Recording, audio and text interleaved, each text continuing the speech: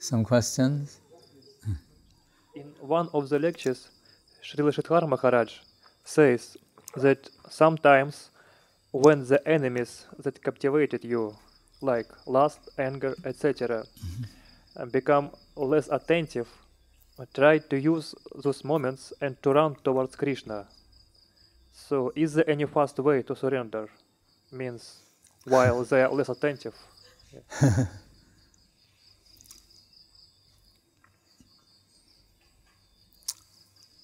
Well, we think of when, in the introduction, Srimad Bhagavatam, the second canto, where Sukadev Goswami, at the very end of the first canto, came upon the scene.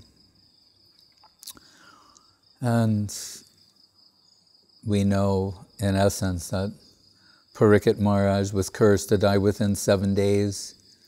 He went to what they call Sukartal, the banks of the Jamuna, to fast until death. And the great sages and experts in all the different schools of thought assembled there. And they proceeded to give advice to Parikshit Maharaj what he should do. And some of the slokas we hear in that section, like that Burini Buri Karmani Shrotavyani Vibhagasa Tak Sarhoti Yatsaram Samudrita Manishaya Ruhi Bhadraya Bhadram. But that there are many different things that one can do. These sages, just like when we have friends, they give some friendly advice. Maybe we're suffering from some illness. People, on the basis of their experience, they give advice. Sometimes if they're suffering for the same thing or something very similar, they think the advice is more pertinent. So all the experts of the different schools of thought, of religious thought, are assembled there. And on the basis of their dealing with the mundane, they're advising what helped them make progress or overcome mundane influence. But it's varied what their advice and recommendation is. Just like Gurudev would sometimes joke that, I don't know if it's a Bengali saying or not, but he would say that you should follow the advice of old men because they have experience, but not when it comes to food. So then you should not, because there's so many things they can't eat because of their condition. So if they're giving their advice, it's based on a situation that's not like yours. So he would joke, say, listen to them, but not when it comes to their advice about what to eat. So they're all giving this different advice. Parikshit Maharaj is listening carefully. Some recommending dhyan, yoga, dan, tapa, tapasya. Giving in charity, yoga, meditation, gyan, the cultivation of knowledge, sacrifice, penance. And Parikshit Maharaj says, I have 7 days in hand. So the sort of advice you're giving me, one could follow that, for their whole lifetime. It may take a lifetime to realize the benefits of your suggestion.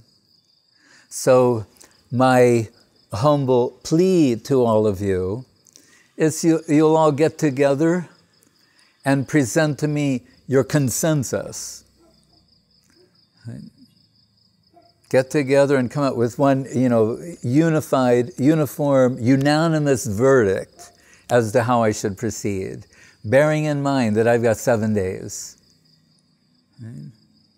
And it's around that time that, there's some movement coming near this assembly, and there are children calling ill names and pelting this apparent madman who's moving in their midst. But that person is Sukadeva Goswami. He's perceived by ordinary people to be crazy, pagal. Right? We hear in Bhagavad Gita, Yanisha sarvabhutanam pasme jagrati samyami. What is night for one is day for another, and vice versa.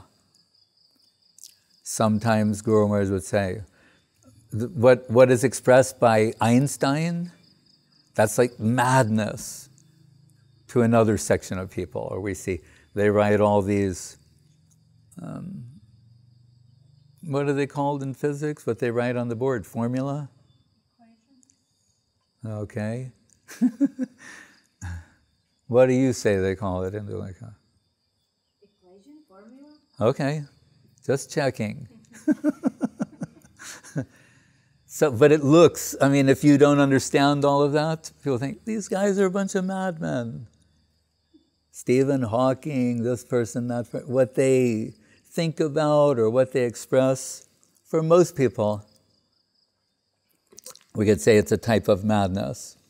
And the inverse may be true. They're not so much interested in the discussion of the people in general.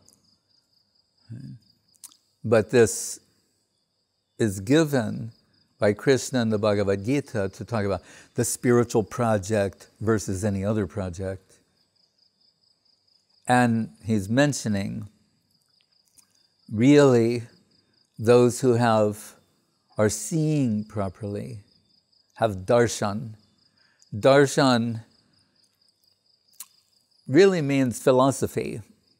It has many meanings, like most Sanskrit words. We know the conventional, to see or be seen, the darshan of the deity, this kind of thing. But it means a way of seeing, a perspective, actually. So you have Gaudiya darshan. What's the Gaudiya way of seeing things? Like our friend Nietzsche says, there are no facts, there are only interpretation. There's only darshan. We can now, because of technology, the internet, Google, Wikipedia, all these things, we all have access to the same information. Previously, only highly educated, secondarily educated people, highly educated people, or some sort of elite would be privy to certain knowledge.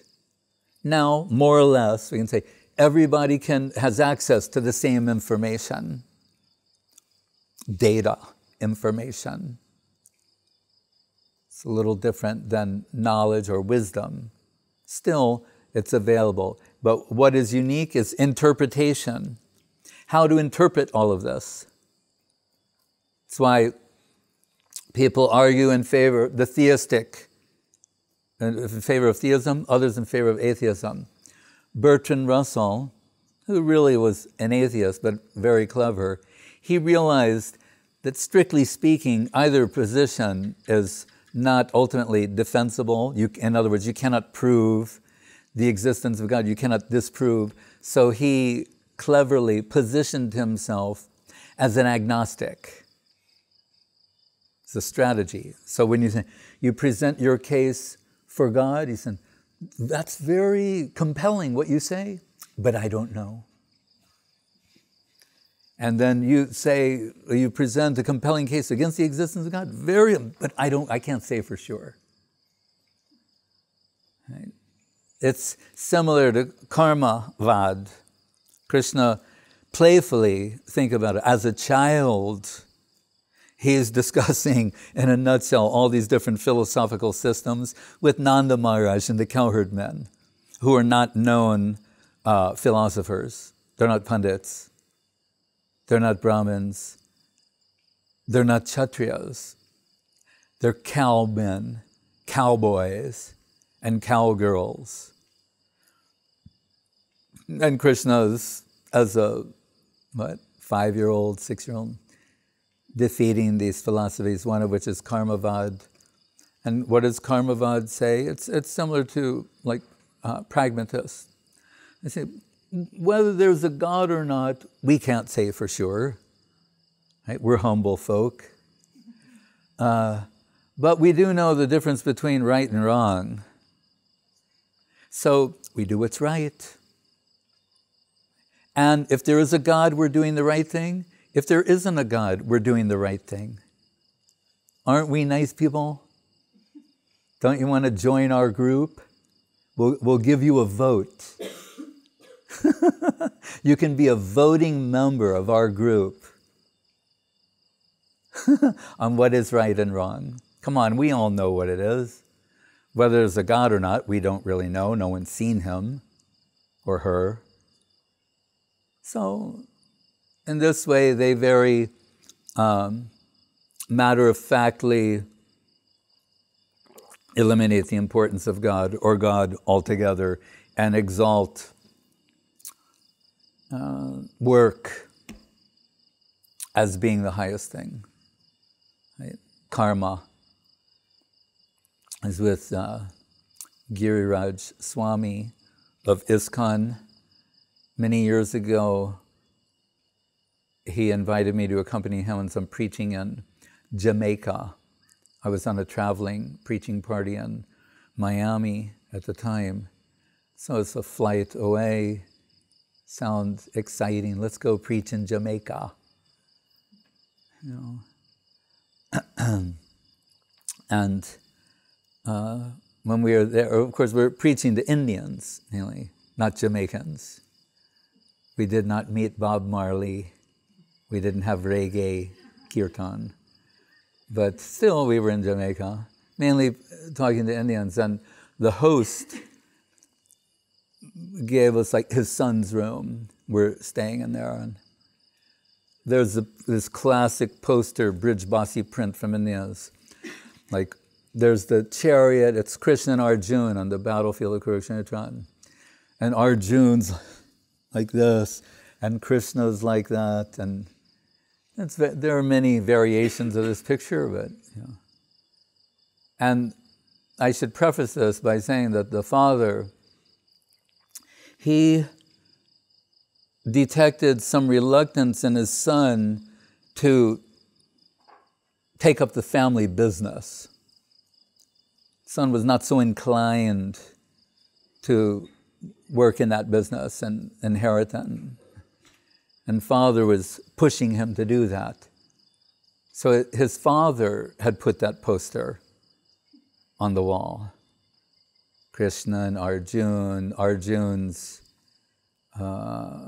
loss of, not really loss of courage, but his bewilderment, his confusion about what he should do. And I'm saying like my son, he's confused.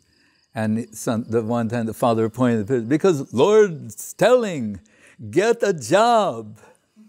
You see Arjuna like this, and Krishna going like that. He's saying, Lord, he's thinking karma yoga. The Lord is telling, I can see telling Arjuna, do your job, get a job. You're a Kshatriya, you have to, you know.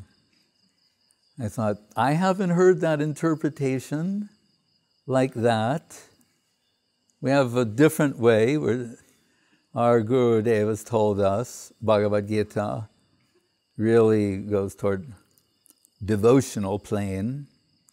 You know. But you can see everyone have some slant on what it should be. They all have a slant on what they're telling Parikshit Maharaj. And at that time, appearing like a madman, Sukadeva Goswami, 16 years old, naked, arrives upon the scene. And much to the surprise of those taunting children, when he enters that scene, we're told these sages, they're expert in the art of physiognomy. And there's a few beautiful verses there, verses describing the beauty of Sukadeva Goswami.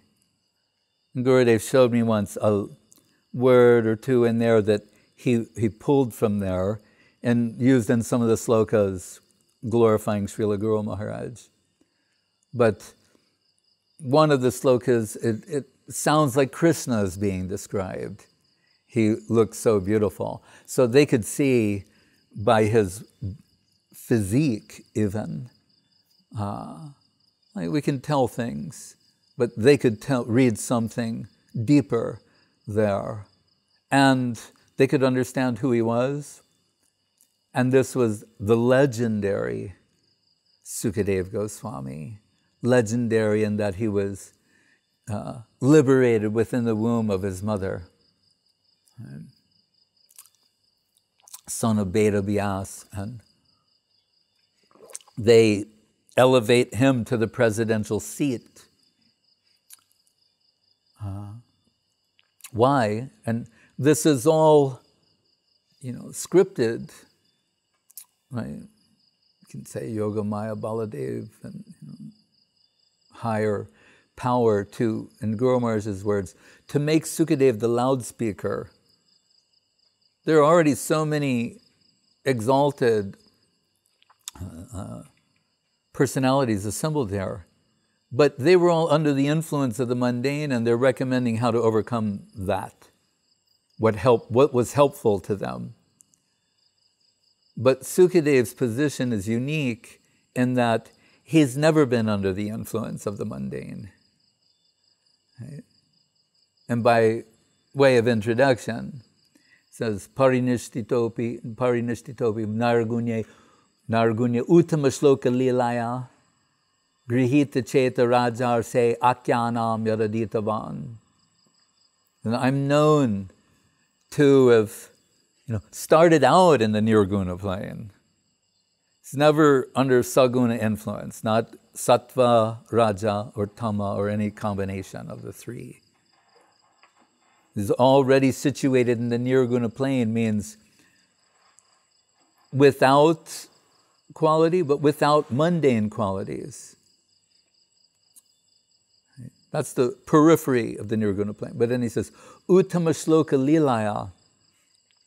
But then I heard this type of song, poetry, speech, Shabda Brahma, divine spiritual sound vibration, expressing Krishna conception. And not in some general, vague sense like Brahma, not in a Paramatma, yogic, dhyan, meditative type way.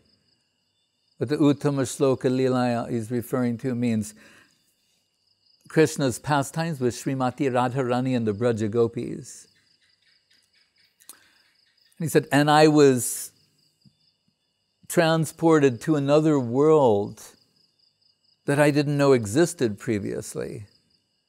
That means deep into the Nirguna plane. As Guru Maharaj would say, dive deep into reality. There's the outskirts of reality and deep into reality. Reality, the beautiful, personal, charming, loving, sweet, affectionate. That Krishna, who is not alone, not like Vasudeva Sarvamiti, but in the company of his potency, his Shakti, Shaktiman Shakti, Lakshmi Narayan, Sitaram, Rukmini and Dwarkanath, and Radha and Krishna. They said my consciousness, the heart's deep core consciousness, carried away to another plane I didn't know existed previously. And why this is significant, it's being situated in the Nirguna plane. Sukadeva Goswami didn't have trace amounts of mundane erotic tendency in him, as evidenced by the pastime when he's leaving home and Vyasdeva is following after him. He goes by the bathing Dibya Devis, and they're bathing naked and looking at Sukadeva. They don't bother to cover themselves. But when Veda Vyas comes, and inquires from, they are covering themselves. And he's asking why. And they're saying, because in that boy we don't detect even a trace amount of tinge of sense enjoyment or mundane erotic tendency. So that such a person, hearing about the erotic pastimes of divinity, would be irresistibly drawn in attraction by that and carried away to another plane. There's a way of verifying, certifying, indicating that they're beyond the affairs of mundane men and women. Vikrididam brajabadu viridam cha Vishnu shradhanvato anushvanaya dattavarniyedyak. Why Vishnu is mentioned there? It's the pastimes of Krishna. Krishna, Radharani Brajagopis. Why here they're telling Vishnu? Because to disallow us to think of Krishna as an ordinary man. Here, sometimes Vishnu means God, not literally. Here it means divinity. These are God's pastimes. And the highest type of pastimes of God or divinity are human-like. Krishnera Jateka Kela, Sarvatam Naralila, Naravapu Tahara Swarup, Gopa Vesh Venu Kar, Navakishore Natabar, Naralila Hoy Anurup. The human-like pastimes of Krishna are the template for human civilization, actually. In Bhagavad Gita, Krishna reveals the Virat Rupa, the universal form, to Arjuna. And Arjuna is somewhat frightened by this sort of manifestation. You can say it's adbhuta, wonder or astonishment, but put it to the point of a little scary.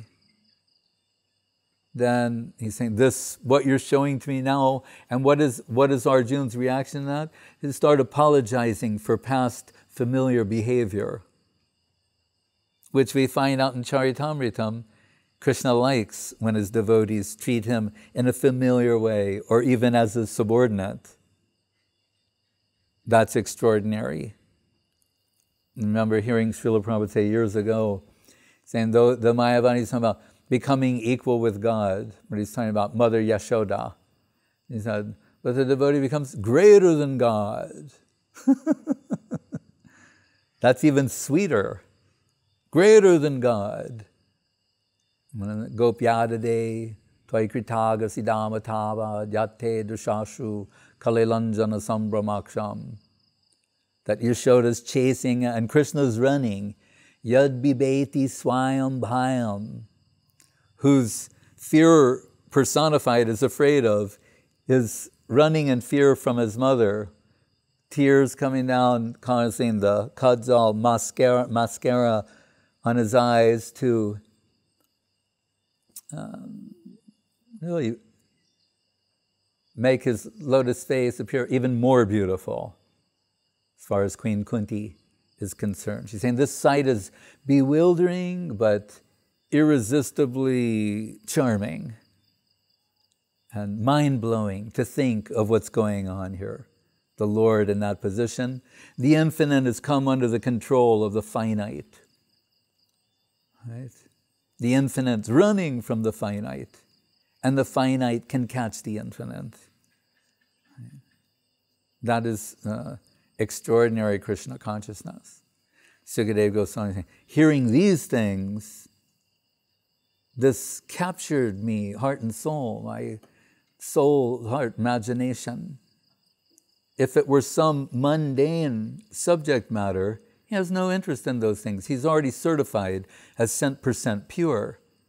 So it can't be that. This is the pivotal point, important point for us. Then they must be, to use the cliche, categorically different. Right? Nirguna doesn't mean without any qualities, it means without mundane qualities. Right? Beauty, Beauty is but a flower, wrinkles will devour, brightness falls from the air, queens have died, both young and fair. Like that. Beauty is but a flower, wrinkles will devour. All the beautiful flowers within days, within one day, sometimes here, they just drink the most beautiful flower a few hours ago. Now, beauty is but a flower, wrinkles will devour.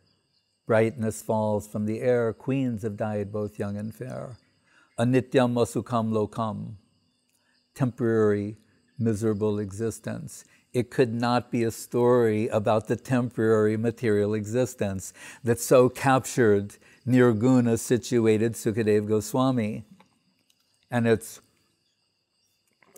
interesting that this is what he says by way of introduction to let us know who he is before he's going to tell us so many other things. First, told Parikshit Maharaj, your question is very good. It's the best question. It's the question. He goes, yes, what is the duty of one in life specifically for one who is about to die? He's saying, this is the question. Other questions are irrelevant. Right? What's the price of this, the price of that, how much of this? Not these type of questions. You're asking, what is that? That is, Shreyas and Preya. What's Preyas? Immediately, locally, relatively, temporarily beneficial, and Shreya Uttamam. Shabde Pure Chanishnaktam Brahmanupasamasrayam. Tasmad Gurum Pupadyeta Jigyasu Shreya Uttamam. When you come in connection with Guru, you should ask the Jigyasu Shreya Uttamam, a question about what's ultimately beneficial for me, the ultimate goal. That means the ultimate reality. So Sukadev's happy to hear the question, and then he introduces himself as such, and to address the issue of time, he mentions the story of Katvanga Maharaj, who fought for the devatas, demigods, and their fight devas, asuras, and in gratitude to his service, they offered him any type of boon, benediction you want, saying, could be an extensive life or heavenly enjoyment. And he said, I'd like to know how much time I have to live. And they're saying, like a moment. You've got one moment left in your life. A few moments. And he thought, I asked the right question. Everything else would have been superficial. So he's given as the example of someone who perfected himself in a moment. Why? Because as Srila Prabhupada liked to use the expression, he realized the urgency of Krishna consciousness. That's what is required. The urgency. Urgency, necessity, lolyam, hankering, earnestness. The earnest, sincere,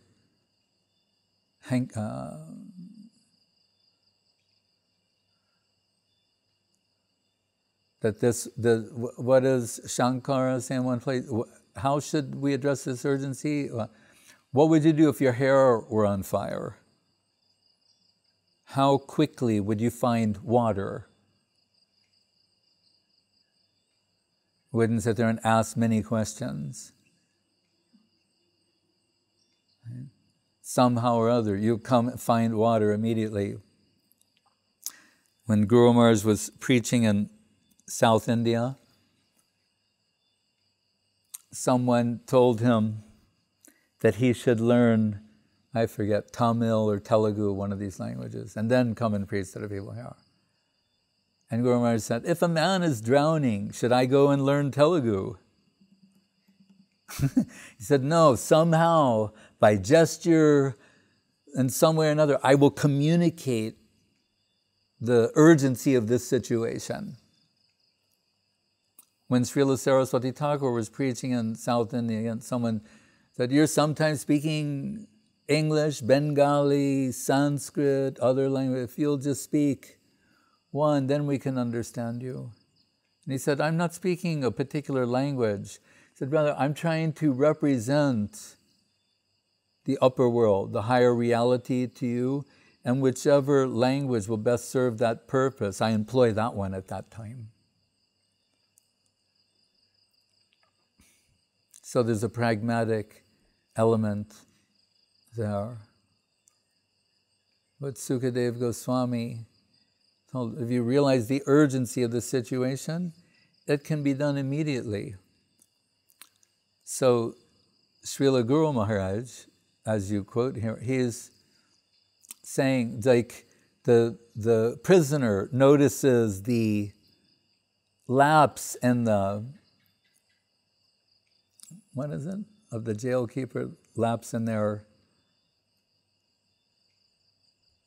what is it? It's a simple word. Their consciousness. Their what? Their rounds. Well, attention. Yeah, I can't think. This is another word, but like their attentiveness.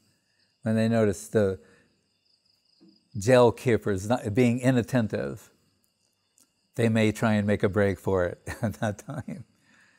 It's something like that. He's saying if we realize, whenever we realize there's some opportunity to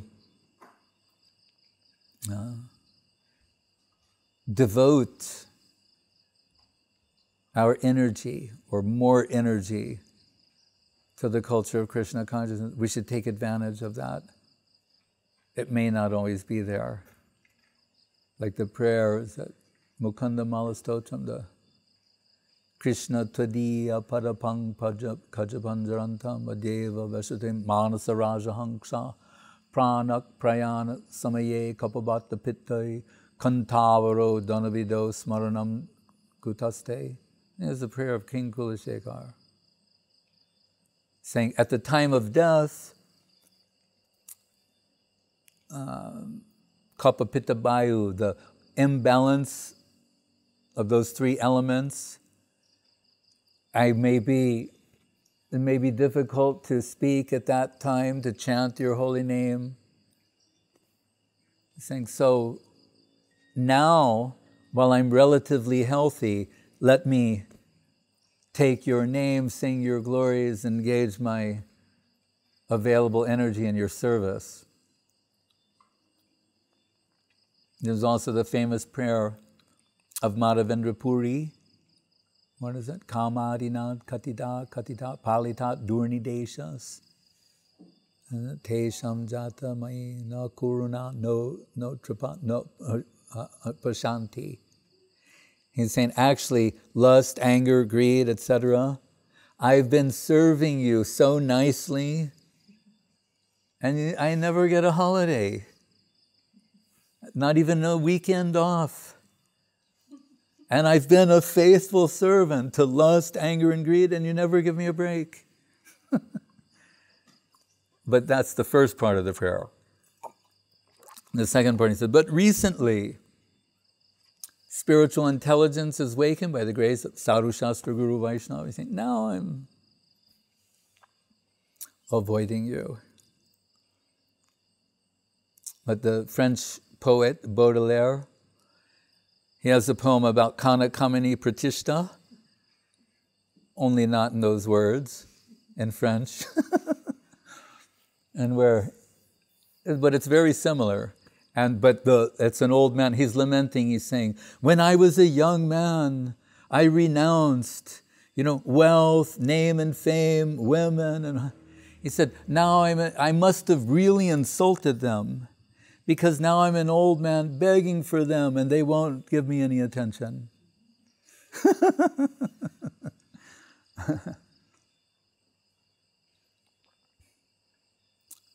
When they told Prabhupada someone was maybe contemplating taking sannyas to escape family responsibilities, they thought Prabhupada should be informed about this. And he said, whatever the reason is, it's good.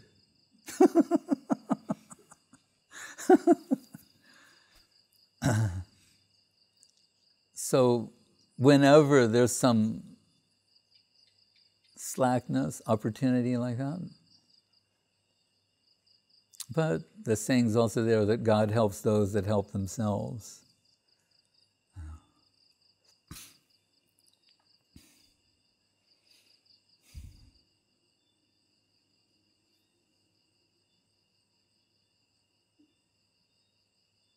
Any other question? Right, you mentioned this verse, Yad Bibheti Svayam Bayam, about glorification of holy name. But is it some Which was it? Yad Bibheti Svayam Bayam? Oh, yes. About holy name. Yeah. But is it not very important aspect of holy name? Because Svayam Dvitiyam Biniveshatach, etc. So no fear in spiritual world. Yes. So. It's secondary. But cannot help but note that this is astonishing because Krishna looks so afraid of his mother. So she's just observing that and saying, it's bewildering to see, but bewildering in a delightful way. But you're right, we take it that these are secondary aspects. Like, when a drug has some, what are they called? Side effects. They're secondary aspects, side effects of the holy name. It's not the principal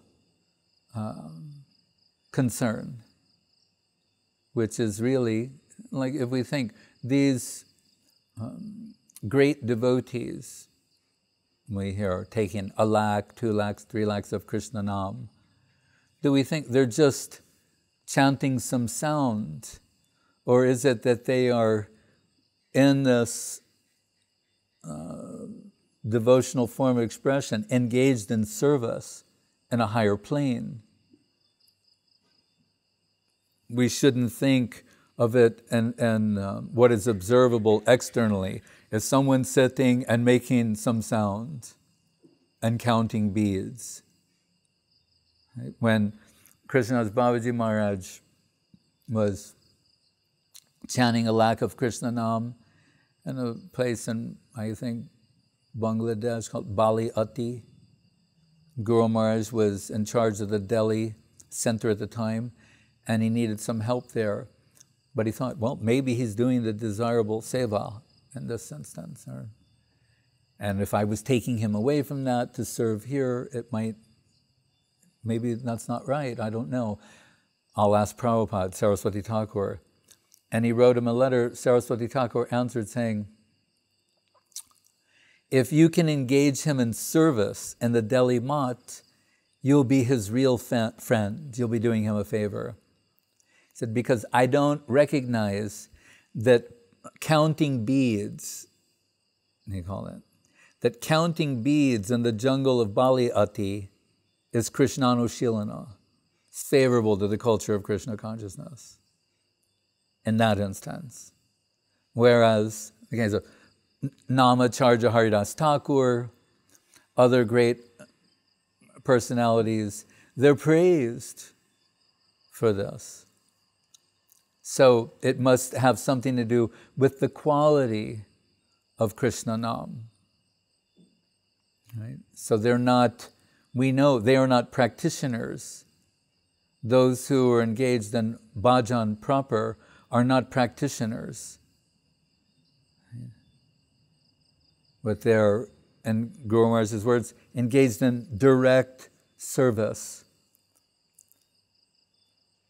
So when they're fainted to this plane, to this world, it doesn't mean that they're unconscious. They're fainted to this world on account of being exclusively conscious of the upper world.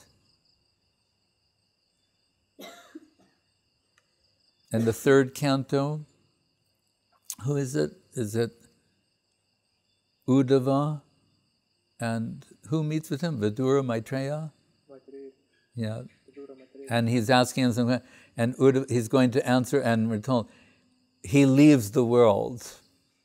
before he's out. He enters the upper world for some time.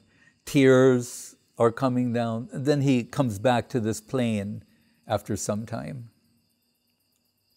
This is thematically similar to what I was saying in the beginning about Sukadeva Goswami. So, why did we say that? Because your question was? Because this aspect of holy name, of removing fear, is not so important. Yeah, as a side effect. So, Yogamaya is said to provide all the paraphernalia necessary for the seva. Is she also the source of our inspiration as well? Of inspiration? Yes.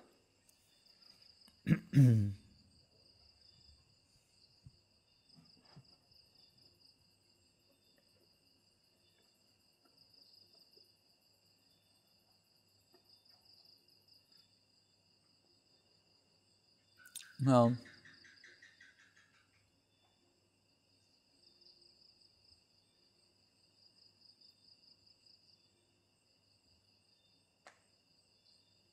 yes, we can say, because I told you before, inspiration means influence. So if you look in Charitamritam, Krishna, I don't know if he uses the word Yogamaya, but it's similar. I think he does, but he says, she will inspire us, Braja Gopis and Krishna, to this consciousness. This is how we can say, because the consciousness, Aishwarya Gyan, being overly aware or focused on the majestic aspect of Krishna's divinity, will be an impedance to the natural flow of raga bhakti from the heart. So there has to be some forgetfulness of that. It has to be suppressed on some level, that type of thinking. So as a general heading, we can say Yogamaya. There may be some subhead departments. But yes, to view Krishna in a particular way, there has to be some type of special inspiration. Anything else? Narottam Prabhu, Teresa, Loretta Mola, our constant listeners, Sevadantavats, and all the devotees also, watchers. So, there is question from my side, but I don't know. Maybe it's famous question, but I didn't hear answer yet. So in this verse, Namah Chintamani Krishna's Chaitanya Rasa Vigraha, can we attain the Chaitanya Rasa with Mahaprabhu? And there exist some comments about Chaitanya Rasa? Yeah, because this is Nama Chintamani, but then you can say Krishna Chaitanya Rasa. Nama Chintamani Krishna's Chaitanya Rasa Vigraha. Manasa Krishna told me once, Gurudev spoke about this. I don't know if you heard it or where, but he did. I haven't heard the explanation, but certainly it can be taken in that direction. Any other question? Mark, I have a question. Yes. Okay. A couple times recently, back in the States, this sort of quote-unquote Dhritarashtra question comes up in our conversations, as we call it. This basically idea of not a blade of grass moves out of the will of Krishna, everything is happening according to divine will, everything is ultimately perfect, not seeing this kind of good and bad duality, everything's happening by his will. But if we look to ourself, I have this anartha, I have affection for Indrodhan, whatever, and so therefore it's his will, and what can I do? And I'll just do it. We all have our own version of this, of course. Yes. So how to understand really the how bogus anti-logic. we are. Yes, Maharaj. How we're lying to ourselves. how we're avoiding surrendering, how if we deal with Krishna in that type of way, then how shall we expect him to deal with us? You understand? That we'll have to think about. We're expecting sort of like a minimum investment with a maximum return. Right? Something like we've been conditioned for so long so that we do anything that remotely resembles Krishna consciousness as a plus, and the Lord must be impressed with that. So the finite will sacrifice a very finite part of themselves and claim the infinite as a prize. Anything's possible, but we're told, in the general rule, ye yatamam prapadyante tam stataiva bhajamyaham. As we deal with Krishna, he deals with us. So we could just say, just to give some support, if someone, and apparently we do, wants to be like that, and you see what happens. Krishna allows us to be like that. To indulge ourselves in the mundane and pursue Krishna consciousness at the same time. But if there's some growing, developing feeling toward Krishna, then we'll become dissatisfied or disgusted by our own misbehavior. There's hope given in 11th canto. Krishna says, Jata Shraddha Matkatasu Nirvina Sarva Karmasu Veda Dugatmakan Kaman Purityage Pyaniswara. Saying, my devotee likes to hear about me, to serve me, praise me in different ways, but still has some affinity for the mundane. But here's the pivotal point, saying, but they're ashamed of that, embarrassed by that. They are remorseful for such a person who goes on hearing, praising, cultivating, associating, serving. Gradually that element, the serving aspect, will overwhelm the other. But Srila Guru Maharaj would say, for anything substantial in this world, you have to sacrifice yourself. It requires a large amount of dedication and self-sacrifice for anything that you want to do that is substantial. Then he makes the point. So in this transaction, the infinite and the finite, Krishna and the aspiring devotee, should less sacrifice be required, or equal, or perhaps greater?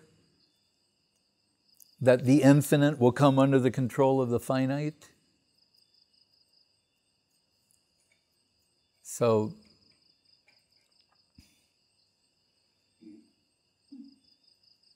that's, self-deception. It's a lack of sincerity or earnestness. We like to think of ourselves as sincere and earnest, but then we have to be, Atma Samiksha, through self-analysis, be candid, a candid assessment. Like they talk about those who write, when they have to edit what they've written themselves, the general advice is to ruthlessly edit what you've written, and it will improve. So, the word ruthless is pretty strong, but at least when we examine ourselves, we have to be candid about what our position is. It's an identifying trait of Srila Guru Maharaj's approach, is this candidness, the honesty about what his own position is, and to try and improve from there, not use acquired prejudice and acquired tendency as an excuse to remain that way.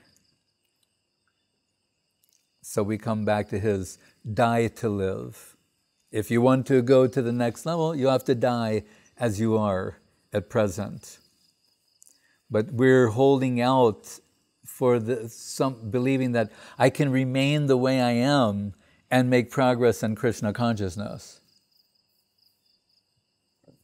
We don't want to give an inch to give any, again, back to that saying that the prejudices we acquired without thinking, we're racking our brains thinking about whether or not we should give them up.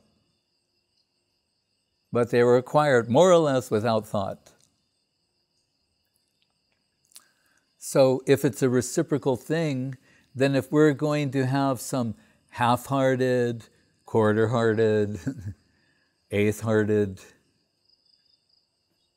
approach to Krishna, then what shall we expect in return? So, in that sense, we're the cause of our own misfortune. We hear in the pages of the Bhagavatam, Yasyaham anugranami harishe tadanam shanai.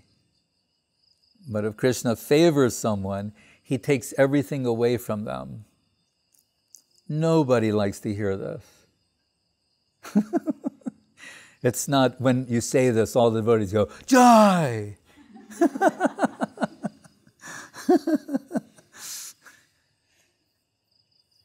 But it's said like that. So, unless it's Kunti, Vipadak Shantu Kshashva Tattva, you know, who's inviting adverse circumstances. Why is, we know she's Kunti Devi. She's extraordinary. That's why these slokas are there from her and this type of devotion. But we're not thinking like that. Maybe we might have tried it once or twice. But we're not generally, now Krishna, take everything away from me. Humiliate me. If you need somebody to walk on, as Guru Maharaj would say, the devotee say, here's my chest, walk on me. When Achyutananda was left starving by Damodar Maharaj of Gaudiya Math some years ago, there was some miscommunication. He went to Damodar Maharaj went to Calcutta for a few days. Achyutananda was left without a key to the bandar, the storeroom, nothing to eat. After a few days, he came to the mat, told Guru Maharaj and Gurudev, and naturally Gurudev gave him some wonderful prasad. But when Guru Maharaj asked, why didn't you say something? Guru Maharaj and Gurudev told him, you could have come here, you could have said something. They liked very much his answer. Achyutananda said, Krishna is dancing. And when he's dancing, someone being thrown this way, that way, worlds, people are dying. Yeah, Krishna is dancing. In other words, if it was it made him happy for me to suffer like this. That's why Guru Maharaj told that for so many years, because only a devotee could express something like that.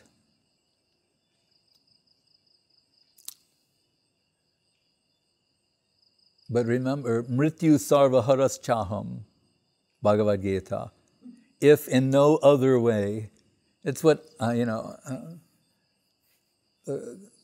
if in no other way, at death, everything will be taken away.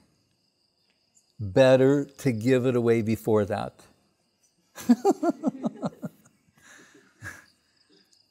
Tapasya is voluntarily inconveniencing oneself for the sake of spiritual progress. Back to die to live.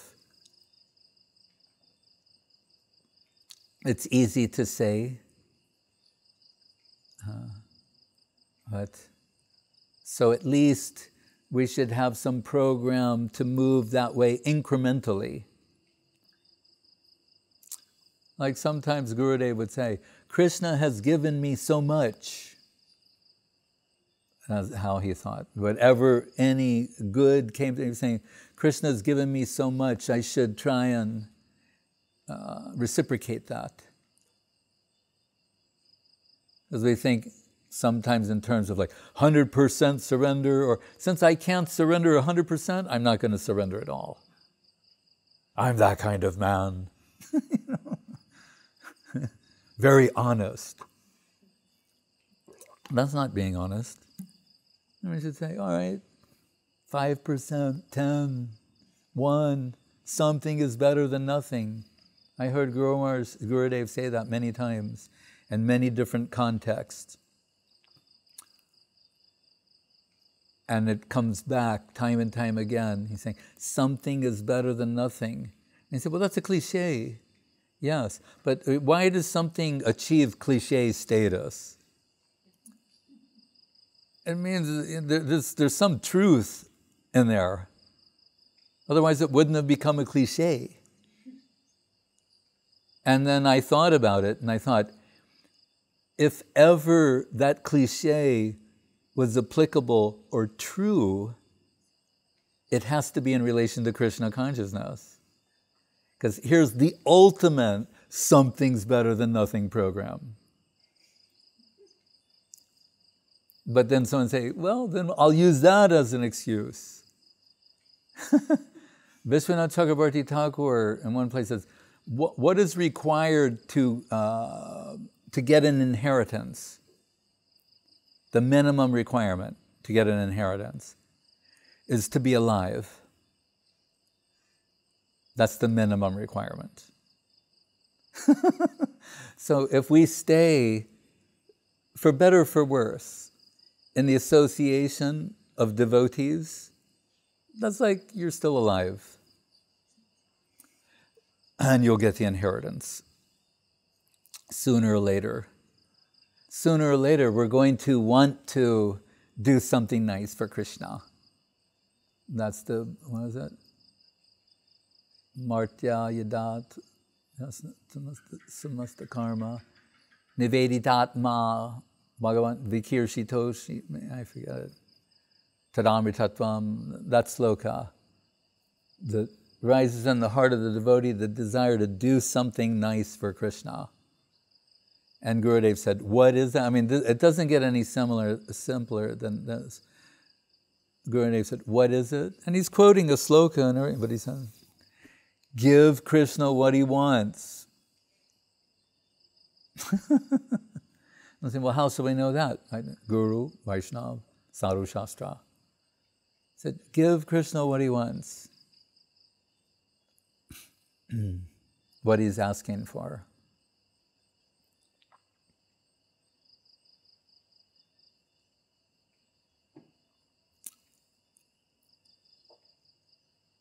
When someone was at the mat and gradually it would be known like they're not really doing anything. They're not doing any service, any seva. But still, they're coming, and Gurudev would say, if someone pressed him on, he'd say, oh, prasadam seva. That they're doing. So the Vaishnavas are very merciful. Really, they're doing everything.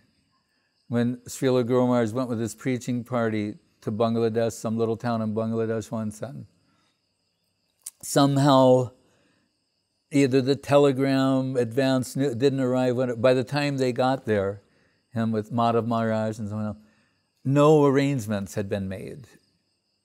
And that evening they have to do the program. Usually they try to have everything done in advance. Nothing was done. So they had to make some expenditure, make a little stage, and get whatever was required for that. And prasad, this, just everything. And then people came to the program that evening. And they had the kirtan, Guru Maharaj gave the talk, and then they distributed some prasadam. And he said, an old man stood up and turned to everyone and said, this is Gaudiya Math. They did everything. We didn't do anything. They came here and served nectar on a golden plate. He was appreciating that the whole transaction was mercy. So, having received so much mercy, at what point, what's the tipping point where we fall to our knees and offer ourselves in service? That is what is wanted. We want to make spiritual advancement or progress. But if we will allow ourselves and our energy to be used in service, that will happen as a consequence. That's what the word, I was going to be about those other things, consequence of the holy name, but it will come as a consequence. As Guru Maharaj says, kirtanam, particularly preaching, distributing, extending Krishna conception to others is an indispensable necessity for personal development. If we will offer our energy to that sort of transaction, directly or indirectly, the consequence will be an enhanced devotional position. And in line with what was expressed before, lust, anger, greed, etc. The Guru Maharaj is quoting the Narottam Thakur song, where he's saying, take the name of the Vaishnava, pray to the Vaishnava when we're under attack from these different sorts of mundane influence. We expect it to be there. But if we take the name of Guru and Vaishnav, we can also expect some grace to help us overcome mundane tendencies, acquired tendency, acquired prejudice. So that sloka, Krishna to Uddhava, is saying, if there's at least remorse, what you described, there's a lack of remorse in that. This just accepting, oh, I'm this way. But better position for the devotee is some remorse, lamenting, at least lamenting that I'm this way. And going on with the something is better than nothing program, continuing hearing about Krishna, praising Krishna when possible, serving and associating with the devotees, then we can be hopeful by grace, divine grace, that we can be made into something useful. Guru Maharaj said, without the grace of Sri Guru, we are lifeless clay. So we're offering ourselves to be reconfigured. We shouldn't resist that. We're clinging to false aspects of self, of identity. Really, only servitor identity is real. So, however incrementally we can inch toward that identity, that's best for us and best achieved in service and association of Guru, Sadhu Shastra, Guru Vaishnava.